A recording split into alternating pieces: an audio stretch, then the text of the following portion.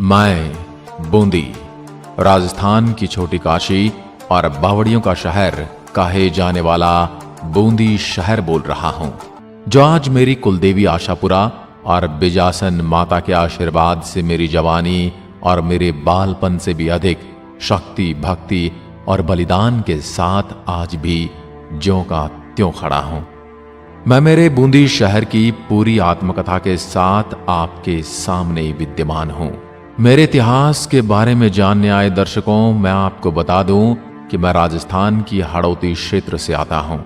मेरे यहाँ की चित्रशैलियां, खंभों की छतरियां, बावड़ियां और किलों से सुसज्जित मेरे हरे भरे जंगल से आपको मोहित कर दूंगा। मैं आपको अपने इतिहास और ऐतिहासिक घटनाओं से भी अवगत कराऊंगा। श्रापित किले की कहानी भी बताऊंगा, जिसमें एक राजा की भूल के कारण फांसी का आदेश सुना दिया गया था। राजस्थान के इतिहास में अपने राजपुताने के शासन की चर्चा तो हमेशा आपने सुनी ही होगी, लेकिन मीणा शासकों की कम ही व्याख्या की गई है। मैं बूंदी शहर इसलिए विशेष स्थान रखता हूं क्योंकि किसी समय मेरे यहां मीणा शासकों का शासन चलता था। बूंदा मीणा के शासन के बाद जेता मीणा जी का शासन हुआ, जिन्होंने मेरी परिधि में जैता सागर नाम की झील बनवाई थी। लेकिन 13वीं सदी में हाड़ा चौहानों ने राव देवा के नेतृत्व में बूंदी पर अपना शासन मजबूत कर लिया और बूंदी पर हाड़ा चौहान वंश का उदय हुआ। उस वक्त चौहानों की शासन शक्ति बहुत बड़ी थी। कोटा, बारा और झालावाड़ भी इसी शक्ति के अधीन हुआ करते थे। इसी वजह से मेरी पहचान और हाड़ाओं के अधीन रहने वाले सभी शासकीय प्रणाली को हाड़ौती नाम दिया गया। 15वीं सदी आते आते मेरा शासन चित्तौड़ के महाराणाओं के अधीन आ गया, लेकिन 16वीं सदी आते आते अकबर और मेरे शासकों के मध्य संधि हुई और उसके बाद मेरा ये प्रकृति की गोद में फलता फूलता शासन भी अकबर के साथ मुगलों के अधीन हो गया। मेरे ऊपर अकबर और इस्लामिक आक्रमण तो ना के बराबर ही हुए, लेकिन देश की अस्मिता को गिरवी रखने के कारण मैं उस समय और आज भी थोड़ी शर्म के मारे सर झुका देता हूं। बूंदी के राव का राज्य तो बूंदी तक ही सीमित था और यही शासन करते थे, लेकिन जरूरत पड़ने पर युद्ध में अकबर की सेनाओं के साथ मिलकर युद्ध भी किया करते थे। ये बताते हुए मुझे कष्ट होता है कि मेरे शासकों ने अकबर का साथ दिया। अकबर के बाद जब जहांगीर का शासन आया तो मेरी परिधि को चीर कर 2 फाड़ कर दिया गया और 2 हाड़ा भाइयों में बांट दिया गया। एक भाई को कोटा रियासत मिली और दूसरे भाई को बूंदी रियासत का कार्यभार मिला, जिनका नाम था राव राजा अनिरुद्ध सिंह। उनके शासन में मैं फलने फूलने लगा। मित्रों, मेरी परिधि के अंदर मौजूद 84 खंभों की छतरी राजा अनिरुद्ध सिंह के द्वारा ही अपनी दाई मां की याद में बनाई गई और उनकी विधवा पत्नी ने विश्वविख्यात बावड़ी का निर्माण करवाया। तारागढ़ किले में मौजूद राव राजा अनिरुद्ध सिंह जी का खूबसूरत महल भी इन्होंने ही निर्माण करवाया था।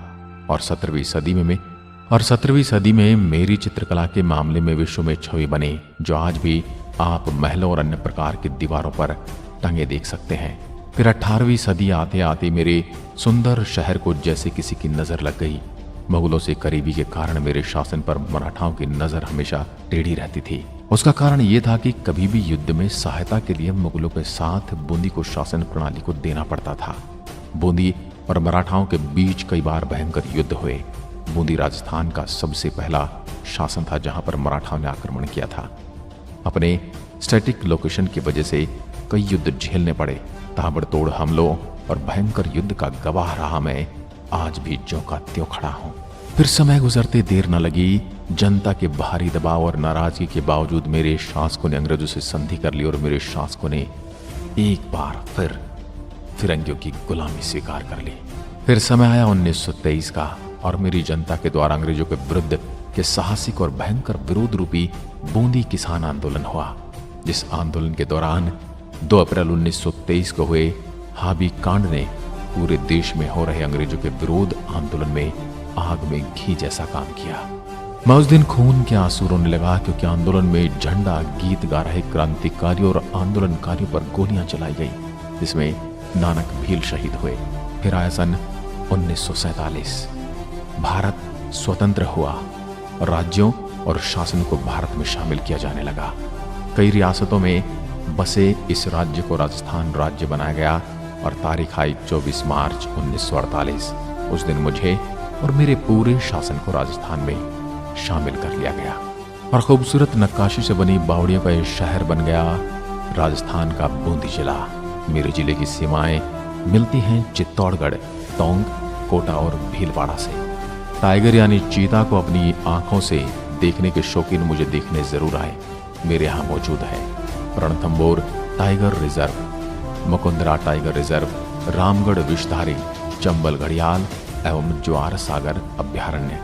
कजली तीज के रंगारंग महोत्सव के साथ यहाँ पर साल में 3 बार बिजासन माता का मेला लगता है, जिसमें दूर दराज के गांवों और पड़ोसी झीलों के लोग आते हैं। मेरे यहाँ के उम्मीद सिंह शासन की एक कहानी प्रचलित है, उसको मैं सुनाता हूँ। एक बार किसी कारण से राजा अनिरुद्ध सिंह को दिल्ली जाना पड़ा और उनको बीच रास्ते में यात्रा के दौरान धन की कमी महसूस हुई, तो उन्होंने अपने दीवान से धन को भिजवाने की सूचना भेजी। दीवान ने मन में गहरी मंत्रणा करने के बाद कुछ बांस की लकड़ियां मंगाई गई। उसके बाद उनको खोखला किया गया और फिर उन बांस की लकड़ियों में सोने के सिक्के डलवा दिए और ये बात गुप्त रखी ताकि धन को ले जाते समय चोरी ना हो जाए। उसके बाद उन बांस की लकड़ियों को राजा उम्मीद सिंह के पास ले जाया गया। राजा उम्मीद सिंह अपने दीवान के दिमाग को समझ नहीं पाया और बांस की उन लकड़ियों को देखकर आग बबूला उठा। उसने फौरन बाद उन्हें फांसी का आदेश अपने दीवान के लिए सुना दिया। राजा उम्मीद सिंह को पूरे मामले को समझने में देर हो गई। तब तक समझ आया तब तक दीवान को फांसी दे दी गई थी और उनकी विधवा पत्नी से सतियों की रीति निभाते हुए सती हो गई। लेकिन जाते जाते उस सती स्त्री ने श्राप दिया था कि वो श्राप आप भी तारागढ़ किले पर अपनी छाया दिखाता है। इस कहानी में कितनी सत्यता है मैं जानता हूं, लेकिन मैं बता नहीं सकता, क्योंकि मुझे वही बताना होता है जो समाज सुनना चाहता है या समाज में चलता है। मेरे यहाँ घूमने और प्रकृति का आनंद लेने के लिए बहुत जगह हैं। उनमें प्रमुख हैं सुख महल, शारबाग, रानी जी की बावड़ी, दबईन कुंड, नगर सागर कुंड, तारागढ़ किला, 84 पिलर, सोनेटॉफ, जैत सागर झील, नवल सागर झील, कनक सागर झील, रामगढ़ विषधारी वन्यजीव अभ्यारण्य, फूल सागर, गढ़ पैलेस, बादल महल, हाथी पोल, चित्र महल। मैं बूंदी। मेरे नाम को लेकर इतिहासकारों में मतभेद है। कुछ का कहना है कि मेरी स्थापना बूंदा मीणा ने की थी, इसलिए मेरा नाम बूंदी हुआ, और कुछ इतिहासकारों का यह भी कहना है कि बूंदी की स्थापना राव देवाहाड़ा ने की थी। बूंदा नाल के नाम पर उसका नाम बूंदी रखा गया। राजस्थान का नाम सुनते ही दिमाग में रेतीले टीले लाने वाले महानुभाव को मैं एक बार यहां जरूर बुलाना चाहूंगा। हिमालय जैसी सुंदरता, हरे भरे जंगलों और वन्य जीव से भरा मैं बूंदी जिला आपके स्वागत के लिए तैयार हूं और आपकी इस धारणा को भी बदलने के लिए तैयार हूं कि राजस्थान सिर्फ रेत के टीलों का राज्य है। 5776 वर्ग किलोमीटर में फैला मेरा क्षेत्र, उसमें से केवल वन्य क्षेत्र ही 1495.65 वर्ग किलोमीटर तक फैला हुआ है। मेरे अंदर की प्रमुख नदियां और तालाब, घोड़ा पछाड़ नदी मेरे यहाँ की एक झील से निकलकर सांगवाड़ा बूंदी में मांगली नदी में मिल जाती है। दुगारी झील के नाम से जाने जाने वाले नवल सागर नौलखा उम्मीद सिंह द्वारा निर्मित है। इसे कनक सागर भी कहते हैं। मेज नदी पर बने घोड़ा सिंचाई परियोजना में मैं परिपूर्ण हो जाता हूँ। 2011 की जनगणना के अनुसार मेरे पूरे जिले में लगभग 11 लाख से ज्यादा लोग बसते हैं। मैं अपनी कुछ विशेषताएं बताऊं तो सन 1822 में सती प्रथा पर पूर्णतः रोक लगाने वाला मैं पहला शासन था। राजस्थान राज्य की एकमात्र चीनी मिल 1965 में मेरे ही अंदर स्थापित की गई थी। मेरे यहाँ की चित्रशैली बड़ी मशहूर है। भित्ति चित्रों का स्वर्ग कहलाती है बूंदी। बूंदी चित्रशैली का प्रारंभ सुरजन सिंह हाड़ा से माना जाता है। बूंदी शैली में सर्वाधिक पशु पक्षियों का चित्रण हुआ, इसलिए इसे पक्षी शैली भी कहा जाता है। वर्षा में नाचता हुआ मोर इस शैली की प्रमुख विशेषता है। इस शैली में चित्र बनाने के लिए उम्मीद सिंह ने बूंदी में चित्रशाला की स्थापना की थी। बूंदी चित्रकला शैली के प्रमुख चित्रकार रामलाल, सुरजन और अहमद अली इत्यादि थे। जमीन के अंदर बसे स्वर्ग या राजमहल सा प्रतीत होने वाली रानी जी की बावड़ी के पास जाकर आपको ऐसा प्रतीत होगा मानो बावड़ियों और प्राचीन निर्माणों पर ध्यान न देते हुए हमेशा ताजमहल और लुटेरों और आक्रमणकारियों द्वारा बदलाव करके नामों को परिवर्तित करने वाले निर्माणों को ही अपना ध्यान केंद्रित किया है। और आज मुझे खुद अपनी परिधि में मौजूद इस बावड़ी की व्याख्या आपके सामने करनी पड़ती। न जाने कौन सा इतिहास मेरे वीरों को पढ़ाया गया है। कि वो अपने इतिहास को छोड़कर एक लीपा पोती वाले इतिहास के पढ़ने में लगे हैं। बूंदी शहर की कलात्मक बावड़ियों एवं कुंडों में राव राजा अनिरुद्ध सिंह की विधवा रानी नाथावत द्वारा 1699 ईस्वी में निर्मित शहर के मध्य स्थित रानी जी की बावड़ी सिरमौर है। बावड़ी में ऊपर से नीचे की ओर जाते हुए करीब 150 सीढ़ियों के बाद जलकुंड आता है। स्थापत्य, मूर्ति, शिल्प, बनावट, सीढ़ियां, मध्य में बना हाथियों का तोरण द्वार, ऊपर बनी छतरियां तथा दीवारों में बने देवी देवताओं की मूर्तियां बावड़ी की विशेषताएं हैं। शहर में और भी कई बावड़ियां बनी हैं। 84 खंभों की छतरी। बूंदी के पर्यटक स्थलों में 84 खंभों की छतरी स्मारक दर्शनीय है। बूंदी में ही देवपुरा के समीप स्थित कलात्मक छतरी का निर्माण 1684 ईस्वी में धाबई देव की स्मृति में करवाया गया था।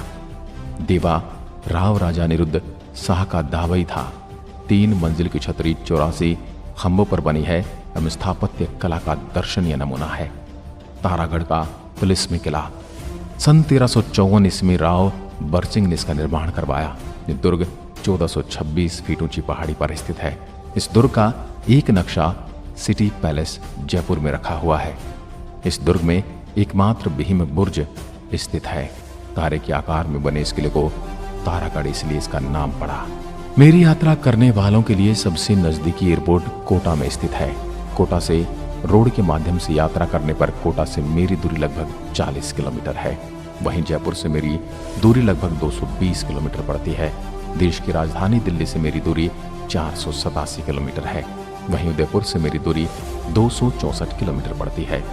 बहुत से शहरों से मेरे शहर के लिए सीधी ट्रेन उपलब्ध है, परंतु अगर आपको सीधे बूंदी के लिए ट्रेन नहीं मिले तो आप कोटा तक ट्रेन से सफर करके कोटा से बूंदी रोड के माध्यम से आ सकते हैं। मैं बूंदी आपका स्वागत करता हूं। अपनी पलकें बिछाएं। अगर जानकारी में कोई कमी या कोई स्थान छूट गया है तो हमें कमेंट करके जरूर बताएं, ताकि अगली बार पूरी जानकारी के साथ मैं फिर से हाजिर हो पाऊं। ऐसे ही सदा खुश रहिए, प्रसन्न रहिए, स्वस्थ रहिए। एक बार फिर मिलते हैं एक और ऐसी ही ऐतिहासिक नगरी के साथ। तब तक के लिए नमस्कार। जय हिंद, जय भारत।